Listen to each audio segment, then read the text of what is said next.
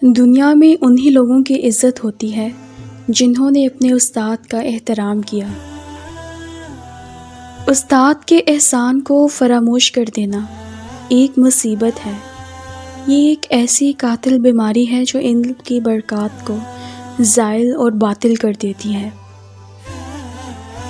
جسم کے لیے ہمیں ڈاکٹر کی ضرورت محسوس ہوتی ہے اور دماغ کے لیے استاد کی۔ بچوں کی اصلاح مکتب میں ہوتی ہے جبکہ عورت کی اصلاح گھر میں ہوتی ہے۔ دنیا میں سب سے مشکل کام اپنی اصلاح کرنا ہے اور سب سے آسان کام دوسروں پر نکتہ چینی کرنا۔ اصولوں پر کبھی مفاہمت نہ کریں۔ جن لوگوں نے عظمت اور بڑائی حاصل کی انہوں نے اصولوں پر سختی سے عمل کیا۔ اگر نکتہ چینی سے بچنا چاہتے ہو تو کچھ نہ کرو، کچھ نہ کہو اور کچھ نہ بنو۔ سیلاب کے آگے بند باندھا جا سکتا ہے مگر بد زبانوں کی زبان بند کرنا محال ہے۔ جو ایک مرتبہ اعتماد کو ٹھیس پہنچا چکا ہو اس پر پھر کبھی بھی اعتماد نہ کرو۔ اگر ہم اپنے آپ پر اعتماد کرنا سیکھ لیں تو ہم اپنے آپ میں وہ طاقت پائیں گے جو ہم دوسروں میں دیکھتے ہیں اور اپنے آپ میں نہیں پاتے۔ جہاں اعتماد کے بیج کی آبیاری ہو وہیں مسرتیں پروان چڑھتی ہیں۔ اگر بنی آدم کے تمام اعمال نیک ہوتے تو اس بات کا تکبر انہیں ہلاک کر دیتا۔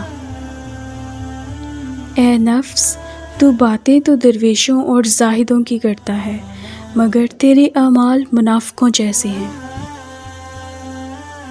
یہ دنیا دارالعمل ہے، یہاں صرف عمل کا صلہ ملتا ہے۔ اللہ تعالیٰ لباس، رنگ اور نسل کو نہیں بلکہ اعمال کو دیکھتے ہیں۔ زبان کی پکار تو ضائع جا سکتی ہے لیکن اعمال کی صدا کبھی بھی جواب لیے بغیر نہیں رہتی۔ کسی بھی آدمی کو اس بات کا موقع نہ دو کہ وہ تمہیں الفاظ سے دھوکہ دینے میں کامیاب ہو جائے۔ لفظ اگر ایک بار چھپ جائیں تو پھر وہ اپنی زندگی ضرور گزارتے ہیں۔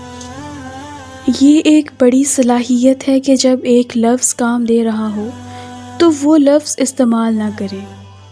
صرف اللہ تعالیٰ سے ہی امیدیں اور آرزویں وابستہ رکھیں۔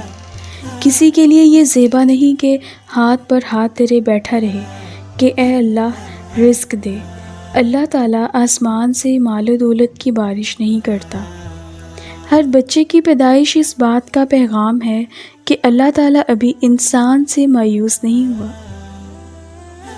جو مذہب امیر اور غریب کے درمیان فرق ظاہر کر دے وہ دنیا کے لیے بہت بڑی لعنت ہے۔ اگر تم امیر بننا چاہتے ہو تو اپنی فرصت کو ضائع مت کرو۔